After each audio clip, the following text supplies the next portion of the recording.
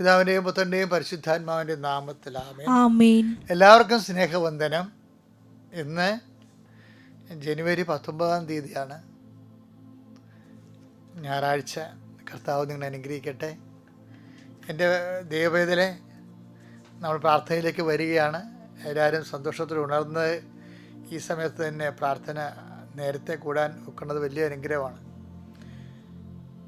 നമുക്ക് പ്രാർത്ഥിക്കാൻ തുടങ്ങാം. അമ്മേ പരിശുദ്ധമ്മേ, അമ്മേ പരിശുദ്ധമേ, ദൈവമാതാവേ, അന്ന് അങ്ങ് കൃപാസനത്തിൽ പ്രത്യക്ഷപ്പെട്ട് വരാൻ പോകുന്ന മഹാദുരന്തത്തിൽ നിന്ന് രക്ഷപ്പെടാനും എല്ലാവർക്കും വേണ്ടി പ്രാർത്ഥിക്കുവാനും ആവശ്യപ്പെട്ടിട്ട് 20 വർഷം തികയുന്ന ഈ വേളയിൽ കൃപാസനത്തിലൂടെ ഞങ്ങൾക്കും ഈ ദേശത്തിനും അമ്മ മാധ്യസ്ഥ നേടി തന്ന എല്ലാ അനുഗ്രഹങ്ങൾക്കും കൃപകൾക്കും ഞങ്ങളിപ്പോൾ ഹൃദയം നിറഞ്ഞ നന്ദി പറയുന്നു.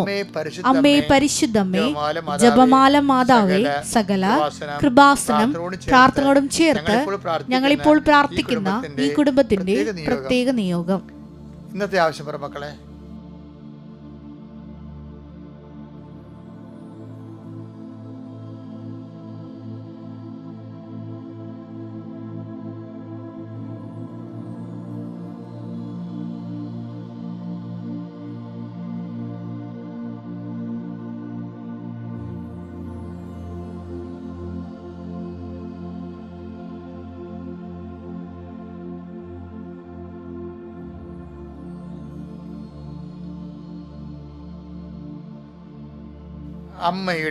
അമ്മയുടെ പ്രത്യക്ഷീകരണത്തിന്റെ ഈ ദ്വാദശക വേളയിൽ ഞങ്ങൾക്ക് സാധിച്ചു തരുവാൻ കനിയണമേ. ആമേൻ. വിശ്വാസ പ്രമാണം. സർവശക്തനായ പിതാവും ആകാശത്തിന്റെയും ഭൂമിയുടെയും സൃഷ്ടാവുമായ ദൈവത്തിൽ ഞാൻ വിശ്വസിക്കുന്നു. അവിടുത്തെ ഏകപുത്രനും ഞങ്ങളുടെ കർത്താവുമായ ഈശോമിശിഹായിലും ഞാൻ വിശ്വസിക്കുന്നു. ഈ പുത്രൻ പരിശുദ്ധാത്മാവിനാൽ ഗർഭസ്ഥനായി കന്യകാമറിയത്തിൽ നിന്ന് പിറന്ന് പൊന്തിയോസ് പീലാത്തോസിന്റെ കാലത്ത് പീഡകൾ സഹിച്ച് കുരിശിൽ തറയ്ക്കപ്പെട്ട് മരിച്ച് അടക്കപ്പെട്ട് പാതാളങ്ങളിൽ ഇറങ്ങി മരിച്ചവരുടെ ഇടയിൽ നിന്ന് 3-ാം നാൾ ഉയർത്ത് സ്വർഗത്തിലേക്ക് എഴുന്നള്ളി സർവശക്തിയുള്ള പിതാവായ ദൈവത്തിന്റെ വലതുഭാഗത്തിരിക്കുന്നു. അവിടെ നിന്ന് ജീവിക്കുന്നവരെയും മരിച്ചവരെയും വിധിക്കുവാൻ വരുമെന്നും ഞാൻ വിശ്വസിക്കുന്നു. പരിശുദ്ധാത്മാവിലും ഞാൻ വിശ്വസിക്കുന്നു. വിശുദ്ധ കത്തോലിക്കാ സഭയിലും പുണ്യവാന്മാരുടെ ഐക്യത്തിലും പാപങ്ങളുടെ മോചനത്തിലും ശരീരത്തിന്റെ ഉയർപ്പിലും നിത്യമായ ജീവിതത്തിലും ഞാൻ വിശ്വസിക്കുന്നു. ആമേൻ. സ്വർഗ്ഗസ്ഥനായ ഞങ്ങളുടെ പിതാവേ, അങ്ങയുടെ നാമം പൂജിതമാകണമേ. അങ്ങയുടെ രാജ്യം വരണമേ. അങ്ങയുടെ തിരുമനസ് സ്വർഗത്തിലെ പോലെ ഭൂമിയിലും ആകണമേ. അന്നു വേണ്ടുന്ന ആഹാരം ഇന്ന് ഞങ്ങൾക്ക് തരണമേ. ഞങ്ങളോട് തെറ്റ് ചെയ്യുന്നവരോട് ഞങ്ങൾ ക്ഷമിക്കുന്നത് പോലെ ഞങ്ങളുടെ തെറ്റുകൾ ഞങ്ങളോടും ക്ഷമിക്കണമേ. ഞങ്ങളെ പ്രലോഭനത്തിൽ ഉൾപ്പെടുത്തരുതേ, തിന്മയിൽ ഞങ്ങൾ രക്ഷിക്കണമേ. ആമേൻ. നന്മ നിറഞ്ഞ മറിയമേ, സ്വസ്തി.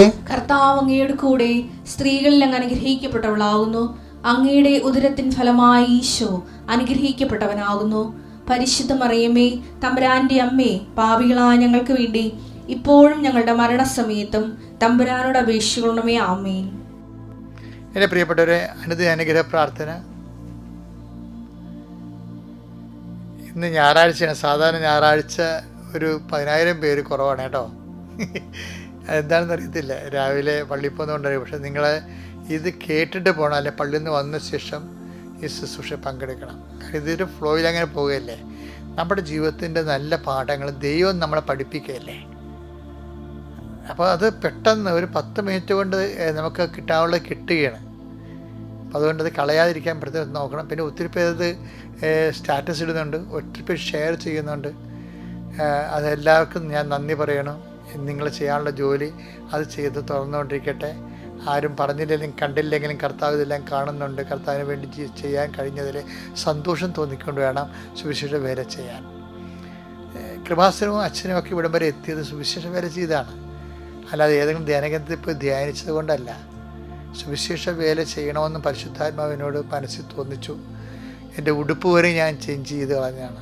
അച്ഛനായി കഴിഞ്ഞ് 1 കൊല്ലത്തിനുള്ളിൽ, അത് 87 ചേഞ്ച് ചെയ്താൽ എത്ര വർഷമായി, നിങ്ങൾ പലരും ജനിച്ച് കാണത്തില്ലെന്ന്. അപ്പോൾ അതിൻ്റെ വിഷയം എന്ന് പറയണത്, ദൈവം തോന്നിച്ചാൽ നമ്മൾ അതിൻ്റെ വഴികളിൽ അങ്ങോട്ട് പോകാൻ തുടങ്ങിയാൽ പിന്നെ ദൈവം നമ്മൾ അങ്ങോട്ട് ഏറ്റെടുക്കും. ദൈവം അങ്ങോട്ട് ഏറ്റെടുക്കും. അപ്പോൾ എനിക്ക് എൻ്റെ അഭിപ്രായത്തിൽ കൃപാസനത്തിൻ്റെ ശുശ്രൂഷകരെല്ലാം ഇതുപോലെ ദൈവം ഏറ്റെടുക്കട്ടെ എന്ന് ഞാൻ പ്രാർത്ഥിക്കാൻ. കർത്താവെ, അങ്ങയുടെ മക്കളെ അങ്ങ് ഏറ്റെടുക്കണമെന്ന് പ്രാർത്ഥിക്കുന്നു.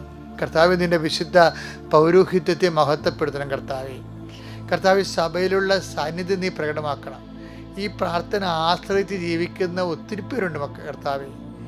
ഈ പ്രാർത്ഥനയെ കേട്ടിട്ട് പ്രത്യാശയോടെ ജീവിക്കാൻ വേണ്ടി ആഗ്രഹിക്കുന്നവരുണ്ട്. ഈ പ്രാർത്ഥന കേട്ടിട്ട് സൗഖ്യപ്പെടാൻ വേണ്ടി കാത്തിരിക്കുന്നവരുണ്ട്. ഈ പ്രാർത്ഥന കേട്ടിട്ട് ഒരു ജോലി കിട്ടാൻ വേണ്ടി പ്രാർത്ഥിക്കുന്നവരുണ്ട്. ഈ പ്രാർത്ഥന കേട്ടിട്ട് ദൈവത്തെക്കുറിച്ച് കൂടുതൽ അറിയാൻ വേണ്ടി കൊതിയോടെ കാത്തിരിക്കുന്നവരുണ്ട്. അവരെല്ലാം കർത്താവ് അനുഗ്രഹിക്കട്ടെ പ്രാർത്ഥിക്കുന്നു. എൻ്റെ കർത്താവിൻ്റെ ഉന്നതമായ നാമത്തിൽ, സഭയുടെ അധികാരത്തിൽ, കുരിശിൻ്റെ അടയാളത്തിൽ, ദൈവത്തിൻ്റെ ശക്തിയാൽ ദൈവ പൈതലെ നീ ഇന്നത്തെ ദിവസം അനുഗ്രഹിക്കപ്പെടട്ടെ. നിൻ്റെ വഴിയാത്ര നീ അനുഗ്രഹിക്കപ്പെടട്ടെ. നിൻ്റെ ദേവാലയത്തിൽ നീ അനുഗ്രഹിക്കപ്പെടട്ടെ. നിൻ്റെ പ്രാർത്ഥനയിൽ നീ പരിശുദ്ധാത്മാവിൻ്റെ അഭിഷേകം ഉണ്ടാകട്ടെ. നീ കടന്നു പോകുന്ന വഴികളിലും നീ തിരിച്ചു വരുന്ന വഴികളിലും നിൻ്റെ കർത്താവ് നിനക്ക് മികസ്തംഭമായി രാത്രി തീത്തൂണായി നിൻ്റെ ഇരുട്ടുകളിൽ പ്രകാശമായി കർത്താവ് തിളങ്ങി നിൽക്കട്ടെ. കർത്താവേ, ഉന്നതനായ ദൈവമേ, അങ്ങയുടെ നാമത്തിന് മഹത്വം ഉണ്ടായിരിക്കട്ടെ. അങ്ങയുടെ മക്കൾ അങ്ങ് തൃക്കൺമാർക്കെന്ന് ഓർത്ത് നന്ദി പറയുന്നു കർത്താവേ. അവർക്ക് ദൈവസ്നേഹത്താൽ നിറക്കണമേ. അവിടെ ഹൃദയങ്ങളും വാടിപ്പോയതിനെ തളർപ്പിക്കുകയും അതുപോലെ തന്നെ ആറിപ്പോയതിനെ ചൂടാക്കുകയും ചെയ്യുന്ന ദൈവത്തിൻ്റെ ആത്മാവേ, പരിശുദ്ധാത്മാവേ, അങ്ങയുടെ മക്കളിലേക്ക് ആവശ്യങ്ങൾ പ്രാർത്ഥിക്കുന്ന പല കാര്യങ്ങൾ. ചിലപ്പോൾ റിസൾട്ട് ലഭിച്ചപ്പോൾ തോറ്റുപോയവരുണ്ടാകും. അതേസമയം തന്നെ ചില സമയത്ത് ലഭിക്കുമെന്ന് പറഞ്ഞിരുന്ന കാര്യങ്ങൾ കിട്ടാതെ വന്നപ്പോൾ അതിൻ്റെ പേര് മനസ്സിടിഞ്ഞിട്ട് കട്ടിലിൽ നിന്ന് എഴുന്നേക്കാത്തവരുണ്ടാകാം. ഇങ്ങനെ ഓരോരോ തളർവാദം പിടിപെട്ട എല്ലാ മനുഷ്യരും കർത്താവെ, നീ 38 വർഷമായിട്ട് തളർവാദം പിടിപെട്ട മകൻ്റെ അടുത്തേക്ക് വരുമ്പോൾ നീ ചോദിക്കുന്ന ഒരു ചോദ്യമുണ്ട്, സുഖം പ്രാപിക്കാൻ നിനക്ക് ആഗ്രഹമുണ്ടോ എന്ന്. കർത്താവെ, ആഗ്രഹം പോലും നഷ്ടപ്പെട്ട് കർത്താവെ തളർച്ചയുടെയും തകർച്ചയുടെയും വക്കിൽ കർത്താവെ ഇഴഞ്ഞു പോകുന്ന മനുഷ്യരുണ്ട്. അവർ നീ ഉണർത്തണമേ, ഈ പ്രഭാതത്തിൽ ഉണർത്തണമേ. അമ്മേ, പരിശുദ്ധമേ, കൃപാസനം അൾത്താറെ ജീവനോടെ പ്രത്യക്ഷപ്പെട്ട പരിശുദ്ധ അമ്മയുടെ മാധ്യസ്ഥതയിൽ യേശുവിൻ്റെ നാമത്തിൽ പ്രാർത്ഥിക്കുന്നു. ആ തളർന്നുപോയ മക്കള്, തളർച്ച ബാധിച്ച മക്കള് എല്ലാവരുടെയും പിന്നെ കർത്താവിൻ്റെ പ്രകാശം ഉദിക്കട്ടെ. കർത്താവിൻ്റെ ചൂട് കർത്താവ് അണയട്ടെ എന്ന് പ്രാർത്ഥിക്കുന്നു. എൻ്റെ കർത്താവിൻ്റെ ഉന്നതമായ നാമത്തിൽ, സഭയുടെ അധികാരത്തിൽ, കുരിശിൻ്റെ അടയാളത്തിൽ, ദൈവത്തിൻ്റെ ശക്തിയാൽ നിങ്ങളുടെ മനസ്സ്, നിങ്ങളുടെ ആത്മാവ്, നിങ്ങളുടെ ശരീരം, നിങ്ങളുടെ ജീവിതം, നിങ്ങളുടെ വഴിമുട്ടിയ അവസ്ഥകൾ ഒന്നും പറയാനില്ലാത്ത രീതിയിൽ ചിലപ്പോൾ ആക്ഷേപം അനുഭവിച്ചുകൊണ്ട് അമളി പറ്റിയതുകൊണ്ട് മറ്റവരുടെ മുമ്പിൽ തല ഉയർത്താൻ പോലും പറ്റാത്ത രീതിയിൽ തലകൊമ്പിട്ട് ഒട്ടപ്പക്ഷിയെ പോലെ നടക്കുന്ന ഒരു അവസ്ഥയുടെ അങ്ങനെ ഏതെങ്കിലും കാരണവശാൽ ആക്ഷേപങ്ങൾ അകപ്പെട്ടുകൊണ്ട് മനസ്സിടിഞ്ഞവരാണ് നീയെങ്കിൽ നിന്നിൽ ദൈവപൈതലെ ഇപ്പോൾ നിൻ്റെ ദൈവം പ്രകാശിക്കുന്നു. നിന്നിൽ കർത്താവ് നീ യേശുക്രിസ്തുവിൻ്റെ വിശുദ്ധമായ രക്തത്തെ വീണ്ടെടുക്കവളും നീ യേശുക്രിസ്തുവിൻ്റെ വിശുദ്ധമായ രക്തത്തെ വീണ്ടെടുത്തവനുമാണെങ്കിൽ നിന്നെ ആരും തളർത്താനോ ഒരു കാര്യവും നിന്നെ തളർത്താനോ തകർക്കാനോ പറ്റത്തില്ല. കാര്യം നിന്നെ ഏറ്റെടുത്തിരിക്കുന്നത് I uphold you in my victorious right hand എന്ന് പറഞ്ഞിട്ടുണ്ട്. അവൻ്റെ വചനമാണത്. ലുക്കായുടെ ഐസയായിൻ്റെ 41:10 വചനമാണ്. ഞാൻ എൻ്റെ പിച്ചക്കാരുമായ വലത്ത് കരത്താൽ ഞാൻ നിന്നെ താങ്ങി നിർത്തുമെന്ന് പറഞ്ഞ കർത്താവിൻ്റെ വാഗ്ദാന പ്രകാരം തോൽക്കാത്ത നീ തോറ്റവനെ പോലെ തോന്നിട്ടുണ്ടെങ്കിൽ നിന്നെ കർത്താവ് വിജയിച്ച കർത്താവ്, മരണത്തിനെ പോലും വിജയിച്ച കർത്താവ്, അവന് അണിപ്രതാർന്ന അജയ്യമായ കരങ്ങൾ നിന്നെ താങ്ങിയെടുക്കുന്ന പ്രഭാതത്തിൽ നീ ഉണർന്നു വരികയാണ്. നീ ഈ നിമിഷം അതിന് പങ്കെടുക്കുകയാണ്. കർത്താവ് നിന്നെ സഹായിക്കട്ടെ. കർത്താവിനെ താങ്ങി നിർത്തട്ടെ. ഇന്ന് എവിടെയെല്ലാം നിനക്ക് തകർച്ച വന്നിട്ടുണ്ട്, കഴിഞ്ഞ ദിവസങ്ങളിൽ എവിടെയെല്ലാം നീ തളർച്ച വന്നിട്ടുണ്ട്, എവിടെയെല്ലാം നീ മുറിഞ്ഞോ, എവിടെയെല്ലാം നിനക്ക് ചതവ് സംഭവിച്ചോ, എവിടെയെല്ലാം നീ മനസ്സ് ഇടിഞ്ഞു പോയോ, അവിടെയെല്ലാം പരിശുദ്ധാത്മ നിറയട്ടെ. അവിടെയെല്ലാം യേശുവിൻ്റെ നിശ്വാസത്താൽ ഊതിക്കൊണ്ട് ശിഷ്യന്മാർക്ക് പരിശുദ്ധാത്മ നൽകി അതേ കർത്താവ് ഈ പ്രഭാതത്തിൽ നിന്റെ മേൽ ഊതട്ടെ. അവിടുത്തെ ആത്മാവിൽ നീ അഭിഷേകം പ്രാപിക്കട്ടെ. എൻ്റെ കർത്താവിന് വിരുദ്ധമായ നാമത്തിൽ, സഭയുടെ അധികാരത്തിൽ, കുരിശിൻ്റെ അടയാളത്തിൽ, ദൈവശക്തിയ ദൈവവേദനെ നീ അനുഗ്രഹിക്കപ്പെടട്ടെ. നിന്റെ കുടുംബം അനുഗ്രഹിക്കപ്പെടട്ടെ. നീ എവിടെയെല്ലാം പോകുന്നു അവിടെയെല്ലാം അനുഗ്രഹമായി മാറട്ടെ.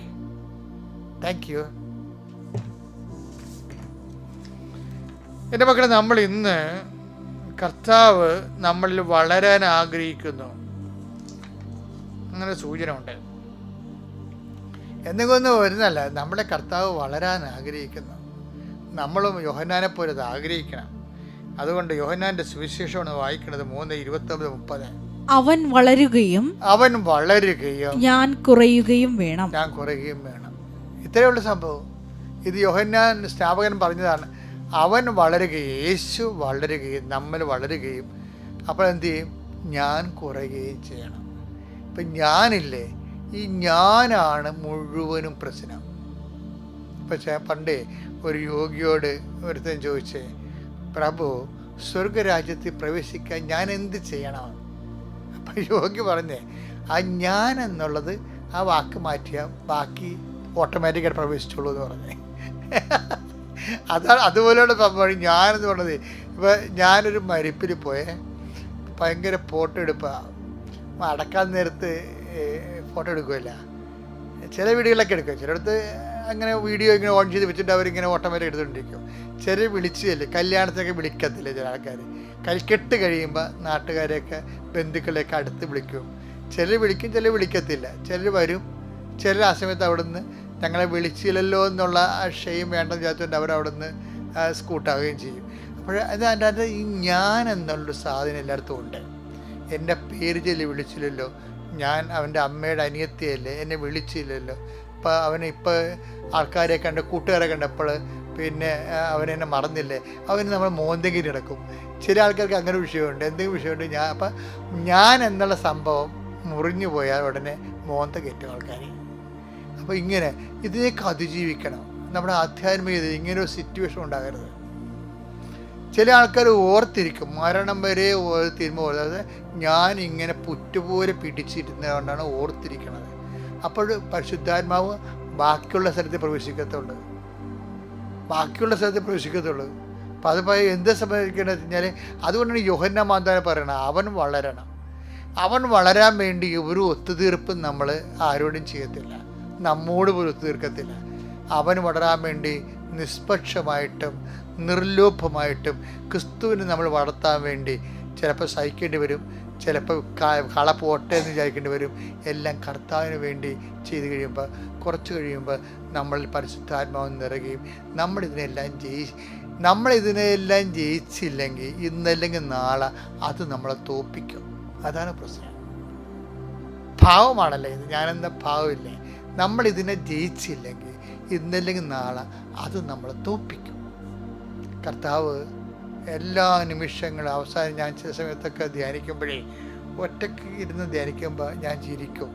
ചിരിക്കണമെന്ന് വെച്ച് കഴിഞ്ഞാൽ, ഒരു ദിവസം സന്ധ്യയ്ക്ക് ഞാൻ പ്രാർത്ഥിക്കുന്ന സമയത്ത് കർത്താവ് അപ്പായോട് സംസാരിക്കണത് ഞാൻ കേട്ടെ. എങ്ങനെ? എൻ്റെ മനസ്സുകൊണ്ട് അങ്ങനെ പരിശുദ്ധാത്മാവിൽ പ്രാർത്ഥിക്കുമ്പോഴേ നമുക്ക് ചില ദൈവിക ആത്മീയ സങ്കല്പങ്ങളൊക്കെ വരത്തില്ലേ? അപ്പോൾ അത് ചിലത് സങ്കല്പമാകും, ചിലത് സത്യമുള്ള കാര്യമാകാം. പക്ഷെ ചില സങ്കല്പങ്ങൾക്കും സത്യത്തിൽ അടിസ്ഥാനം ഉണ്ടാകും. അപ്പോൾ ഈശോ ചോരവ സമയത്ത് ഈ തുണി ഉരിഞ്ഞ് കളഞ്ഞായിരുന്നല്ലോ ഈശോയുടെ കുരിശിൽ വെച്ച്. കുരിശിന് മുമ്പ് തുണി ഉരിഞ്ഞായി. അപ്പോൾ അത് ഈശോ ഭയങ്കര വിഷമിച്ചൊരു കാര്യമാണ്. അതായത് ലേഡീസൊക്കെ താഴെ നിൽക്കുമ്പോഴേ, മാരി മേട്ടനൊക്കെ നിൽക്കുമ്പോഴേ അപമാനിക്കാവുന്നൊരു മാക്സിമം അപമാനിച്ച്. അപ്പോൾ ഈശോ ചെറുതാകും. ഈശോ ദൈവപിതാവ് അവന് വലുതാകാൻ വേണ്ടി ഈശോ ചെറുതായി. അതാണ് ദൈവപിതാവ് അവന് വലുതാകാൻ വേണ്ടി ഈശോ ചെറുതായി. അപ്പോൾ ക്രിസ്തു നമ്മൾ വലുതാകാൻ വേണ്ടി നമ്മൾ ചെറുതാകും. ചില സമയത്ത് നമ്മൾ ചെറുതാക്കും, ദൈവം തന്നെ ആക്കും. അപ്പോൾ ചെറുതാക്കപ്പെടുന്ന സാഹചര്യങ്ങളിൽ അതിൻ്റെ പേരിൽ ഞാൻ എൻ്റെ അടിച്ചതിൻ്റെതൊക്കെ ഏറ്റത്തില്ല, എന്നെ പരസ്യമായിട്ട് അപമാനിച്ചതാണ്. ലോകത്തുള്ള മനുഷ്യർക്ക് എന്ത് വേണമെങ്കിലും പറയാം, ക്രിസ്തുവിനെ അറിയാത്തവർ അങ്ങനെ പറഞ്ഞോട്ടെ. പക്ഷെ ക്രിസ്തുവിനെ അറിഞ്ഞ നമ്മളെ ക്രിസ്തു ആകാൻ നമ്മൾ വളരേണ്ടത്. കർത്താവേ, ഞാൻ വളർന്നില്ലെങ്കിലും നീ എന്നിൽ വളരെ എന്നെ ഉപകരണമാക്കണമേ എന്ന് പ്രാർത്ഥിക്കണം. ഈ ആധ്യാത്മികത ഉണ്ടല്ലോ, എന്ത് രസമാണെന്ന് അറിയാമോ? കാര്യം എല്ലാത്തിനെയും അതിജീവിക്കാൻ പറ്റും. എല്ലാം നമുക്ക് അധീനമാകുന്നൊരു, അതായത് ഒന്നും നമ്മൾ ഉദ്ധരിക്കത്തില്ലെന്ന് ഈശോ പറഞ്ഞത്. ലൂക്കാ 10:19 ഇതാ പാമ്പുകളുടെയും തേളുകളുടെയും ശത്രുവിന്റെ സകല ശക്തികളുടെയും മേൽ ചവിട്ടി നടക്കാൻ നിങ്ങൾക്ക് ഞാൻ അധികാരം തന്നിരിക്കുന്നു. ഒന്നും നിങ്ങളെ ഉപദ്രവിക്കത്തില്ല. എന്താ കാര്യം? പാമ്പിൻ്റെയും തേളിൻ്റെയും കടലിൻ്റെയും മേൽ ചവിട്ടി നടന്ന ആരാണ്? ക്രിസ്തു അല്ലേ? ആ ക്രിസ്തു നമ്മളിൽ വളർന്നു കഴിഞ്ഞാൽ നമുക്ക് അതുപോലെ തന്നെ ഇതിനെല്ലാം അതിജീവിക്കാനുള്ള കഴിവ് നൽകും. അതുകൊണ്ടാണ് ഇപ്പോൾ യോഹന്നാൻ പറയണത് അവൻ വലുതാകണമെന്ന്. എന്താണ്? പാമ്പിന് മേൽ ചവിട്ടി നടക്കാൻ, ഒന്നും നമ്മൾ ഉപദ്രവിക്കാത്ത ഒരു മാനസിക അവസ്ഥയിലേക്ക് ക്രിസ്തുവിൻ്റെ കൂടെ നമ്മൾ കൈപിടി സഞ്ചരിക്കാൻ ദൈവം നിങ്ങളെ അനുഗ്രഹിക്കട്ടെ. Praise the lord. അത്യപൂർവ ദൈവാനുഭവങ്ങൾ ഇനി നിങ്ങൾക്കും സ്വന്തം. ഈ യൂട്യൂബ് ചാനൽ ഇതുവരെ സബ്സ്ക്രൈബ് ചെയ്തിട്ടില്ലെങ്കിൽ ഇപ്പോൾ തന്നെ സബ്സ്ക്രൈബ് ചെയ്യുക. ഈ വീഡിയോ ഇപ്പോൾ തന്നെ നിങ്ങളുടെ സുഹൃത്തുക്കൾക്ക് ഷെയർ ചെയ്തുകൊണ്ട് കർത്താവിൻ്റെ പ്രേക്ഷിതരാകുക.